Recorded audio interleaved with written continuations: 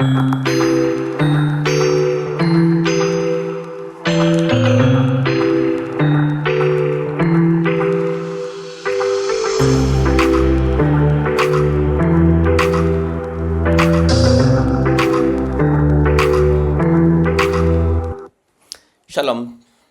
Lac, que la paix soit avec vous.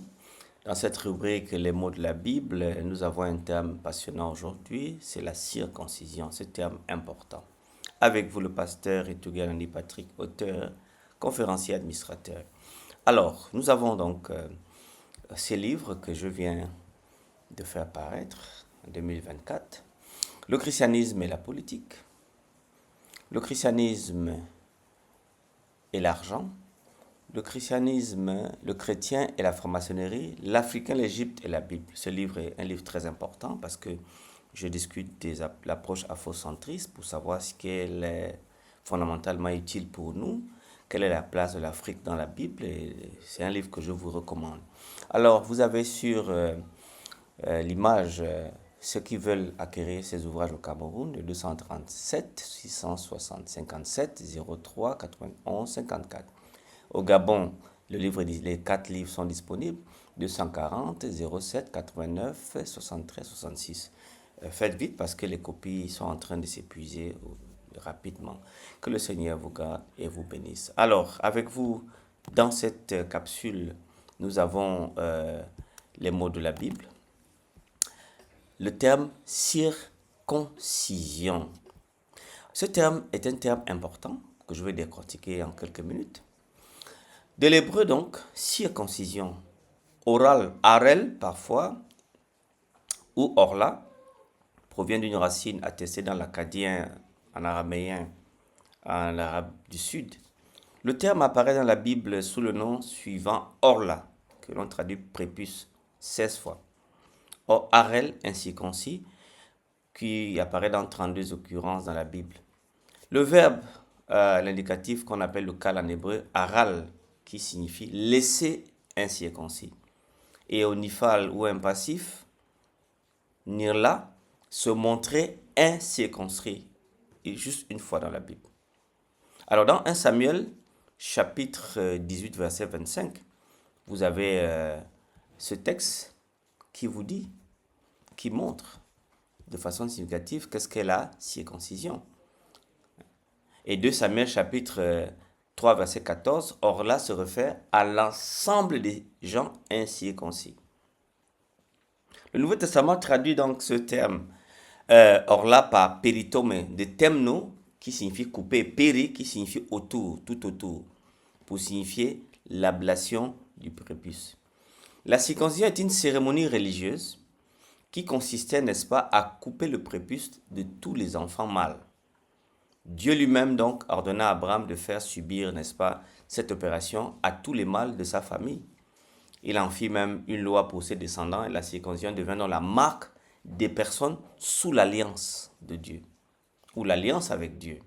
Alors, cette circoncision était une rite religieux du peuple de Dieu et décrétait qu'à partir d'Abraham, tous devaient être circoncis. Et lui-même d'ailleurs devait être circoncis, comme l'étaient tous ces garçons et ces esclaves mâles, qu'ils soient nés dans la maison ou achetés avec de l'argent. L'Écriture nous dit qu'Almais, nous parlons de l'institution de la circoncision d'Abraham comme d'une chose toute nouvelle. Elle nous dit que c'est le sceau de l'alliance que Dieu fait avec ce patriarche. L'opération chirurgicale donc, pour enlever le prépuce, était pratiquée sur l'enfant par le père de famille ou une autre israélite, voire même par la mère. Exode chapitre 4, verset 25. Les enfants devaient être circoncis 8 jours après leur naissance, mais les hommes nés avant le début de cette cérémonie devaient être circoncis à tout âge, comme Abraham lorsqu'il fut circoncis à 99 ans et Ismaël lorsqu'il avait 13 ans. Et là, vous trouvez cela dans Genèse 17, verset 11 et verset 27.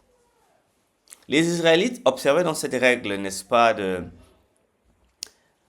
pendant leur esclavage en Égypte, mais ils l'ont ignoré dans le désert. Avant d'entrer dans Cana, Josué fabriqua des couteaux en silex et circoncis le peuple. Josué chapitre 5, verset 9 ou verset 2 à 9 si vous voulez.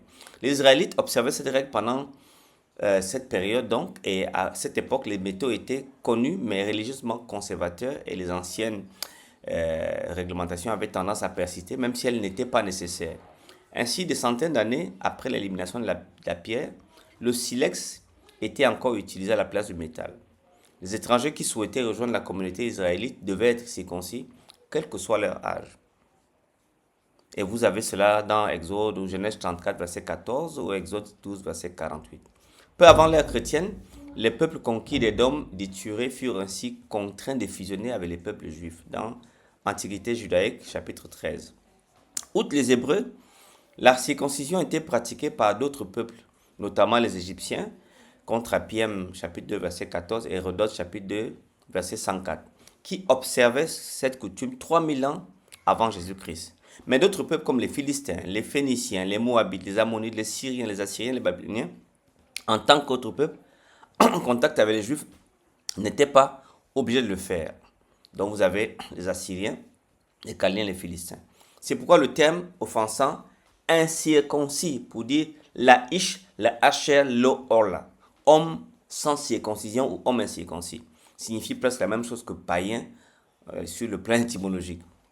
Appliquer ce terme donc, qu'est-ce que cela veut dire pour nous aujourd'hui? Ce terme signifie simplement que nous sommes dans une alliance avec le Seigneur, et c'est très important. C'est un terme donc capital, souvent dans la relation, parce que la circoncision définissait l'identité ethnique d'être sous l'alliance avec Dieu. Elle signifiait l'appartenance à la communauté de Yahweh. La possession d'un prépuce est considérée comme l'image miroir de la circoncision. À partir de la fin de la période donc patriarcale, c'est devenu une marque ethnique, à l'exception du Kénobium. Divers groupes sont qualifiés d'incirconcis, les Shichémites, Genèse 34, les Philistins, les Babyloniens, comme je l'ai mentionné. Pendant les conflits, l'Israël avec les Philistins, les incirconcis, le mot incirconcis est devenu un terme d'opprobre, de honte pour l'ennemi. La possession même d'un prépuce est un signe de rupture de l'alliance. Genèse 17, Lévitique 12, verset 3. Il n'est donc évidemment pas rare que l'orgueil spirituel soit devenu endémique parmi les circoncis, qui se vantaient du signe de l'alliance. Même les membres du sacerdoce ont oublié qu'éventuellement dans l'alliance, il fallait ne pas rompre par un manque d'obéissance. Ils sont devenus obéissants et impénitents. De telles personnes donc sont circoncis dans la chair, mais leur cœur n'est pas circoncis. Exode chapitre 31, verset 13 à 17, Ézéchiel chapitre 20, verset 12, verset 20, 1 Thessaloniciens chapitre 5, verset 23, Jude 1. Alors, circoncis ton cœur était l'appel de Jérémie au repentir, qui a été repris dans d'autres textes peu avant la catastrophe de 586 avant Jésus-Christ, avant que Dieu ne détruise par les Babyloniens Jérusalem.